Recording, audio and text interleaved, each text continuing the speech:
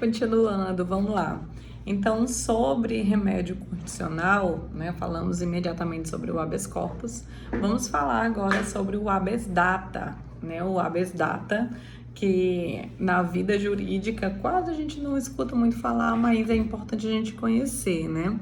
O habeas data está lá no artigo 5º, no inciso 72. Ele vai dizer: conceder-se-á habeas data para assegurar o conhecimento de informações relativas à pessoa do impetrante, constante de registro ou banco de dados, registros ou banco de dados de entidades governamentais ou de caráter público. E ainda para retificação de dados quando não se prefira fazê-lo por processo sigiloso judicial ou administrativo. Certo? Então, o habeas data, como nós podemos entender, ele está aqui garantido no texto que trata dessas duas situações: assegurar o conhecimento de informações relativas à pessoa do impetrante, constante nos bancos de dados de registro, constante dos bancos de dados e constantes em registro de caráter público, entidades governamentais, e para retificar, né, nós podemos também pedir a retificação desses dados. A lei que regulamenta o habeas data é a lei número 9.503/1997. Ele vai tratar de 3 hipóteses para o manejo desse remédio. Como eu já disse, assegurar conhecimento de informações relativas à pessoa do impetrante, para retificar, né, para corrigir, ou ainda para anotar, né, o inciso 3 vai dizer para anotação de assentamentos do interessado, de contestação ou explicação sobre dado verdadeiro ou justificável que esteja sob pendência judicial ou amigável. Então, nessas situações é possível o manejo do habeas data. E aí, né, como eu disse, quase não escutamos hoje muito falar sobre o habeas data, o manejo dele mais é dentro da academia do que no nosso dia a dia. Sempre nós estamos tratando desses remédios falando que qual a proteção ao bem da vida, né? Então, nós estamos tratando do direito à informação, do direito à intimidade. E esse remédio constitucional, ele foi novo na ordem justamente quando da promulgação da Constituição de 1988, em que se quis assegurar que as pessoas tivessem acesso aos bancos de dados lá do período da ditadura militar. Então, assim, para garantir que se tivessem informações relativas àquele período obscuro na história do Brasil, se a Constituição de 88 tentou trazer esse remédio constitucional para a ordem, possibilitando que as pessoas tivessem informações. E hoje, dentro desse acesso à informação, dentro desse acesso à intimidade, nós estamos mais do que nunca tratando agora de uma nova lei, que é a Lei Geral de Proteção de Dados, Então, responsabilizando não somente aquelas pessoas que não apenas os bancos de dados, mas a forma de descarte ou de manutenção e o uso dos dados que se tem conhecimento, que se coloca ali dentro daquele banco de dados. Então, é bem interessante porque a discussão hoje, a gente tem que avançar nesse sentido, mais na Lei de Proteção Geral de Dados e também ampliando o sentido aí do direito à informação, direito à informação e da intimidade, trazido aí pelo habeas data. Então, o direito constitucional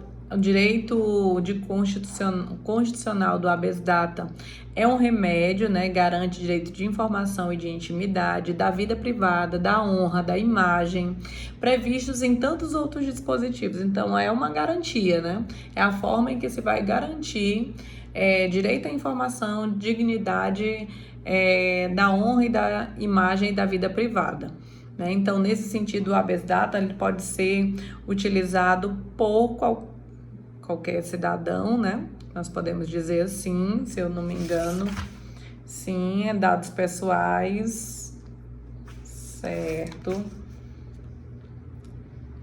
Personalíssimo, só quem pode ajuizar é a pessoa a quem a informação diz respeito, Eu não posso ajuizar ou impetrar em favor de terceiros, seja natural ou jurídica.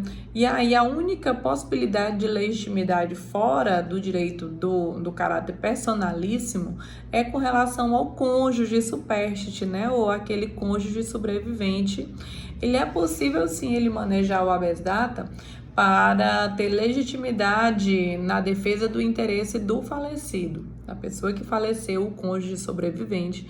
Ele pode se utilizar desse instrumento para, se no caso concreto houver pretensão resistida, consubstanciada na recusa da autoridade em responder implícita ou explicitamente o seu pedido. Daí nós temos até uma súmula no STJ número 2, que vai tratar sobre essa possibilidade, né? Se eu quero obter informações, quero retificar, ou eu quero anotar, contestar alguma informação que tem lá no banco de dados relativo ao meu cônjuge que faleceu, eu posso, né, apesar de ser um direito personalíssimo, eu posso manejar o habeas data para poder fazer todas essas possibilidades. Tomar conhecimento, retificar dados ou anotar a contestação em assentamento de dados, ok? E aí é uma ação gratuita, né, sem cobrança de custas. Deixa eu ver o que a gente pode ainda acrescer. Então, é interessante, mais uma vez, a gente, lá na Lei 9.504, ele vai tratar sobre o procedimento. Quando vocês estiverem estudando o processo, vocês vão acrescer um pouquinho essas informações. Mas é interessante a gente destacar que tem a necessidade de demonstração de interesse processual, ou seja, de uma resistência do órgão público em conceder, dar conhecimento, retificar dados ou assentar aí contestação no referente a tais dados, tá? Então é necessário que se faça requerimento administrativo pedindo informações, né, alguma dessas situações dos 3 incisos lá do artigo 7º, e aí em seguida, né, depois de decorrido o prazo de 10 dias, se eu não me engano, de 10 dias é que, não havendo manifestação ou recusa expressa, é que é possível ajuizar a ação pedindo aí alguma dessas situações no âmbito judicial. Então, é necessário a comprovação da legitimidade, né, direito personalíssimo, e ainda de uma das condições da ação, que é a resistência, né, ou o interesse de agir baseado na resistência da administração pública em conceder a informação, certo? Então, essas situações são feitas, esse requerimento é feito direto à administração, daquele que tem banco de dados. Então, os bancos de dados são do mais amplo que nós podemos dizer, que sejam bancos de dados governamentais e que, mesmo sendo privado, mas que tenham acesso ao público.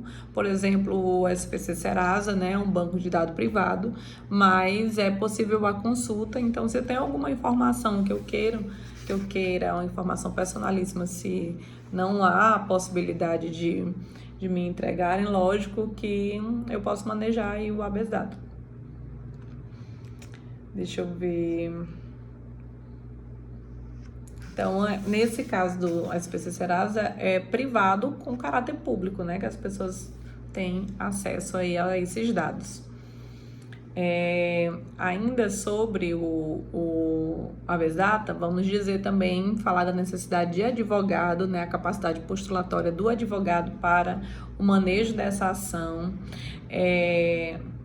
O habeas data exige prova, mesmo falando mais uma vez da recusa da obtenção das informações pelo órgão público. Então, ele tem que recusar. Quem pode impetrar? Qualquer pessoa, desde que seja referente a direito personalíssimo, né? Mais uma vez, a gente tem que destacar a diferença entre o direito de obter certidões, que está lá no artigo 5º, no 34, e as informações que estão relativas ao cunho personalíssimo, que é que nós podemos dizer do habeas data. Então, quando eu estou tratando do direito de certidão, se havendo recusa da administração, eu manejo um mandado de segurança. Se por acaso eu estou falando de informações de caráter personalíssimo, de cunho pessoal, nós estamos falando do habeas data, da motivação, né? De cunho pessoal, esclarecimento de situações de cunho pessoal, ok? Então, eu espero que vocês tenham compreendido aí um pouquinho da diferença da utilização do habeas data. Deixa eu só ver aqui se tem mais alguma coisa que seja interessante, relevante nós estarmos tratando.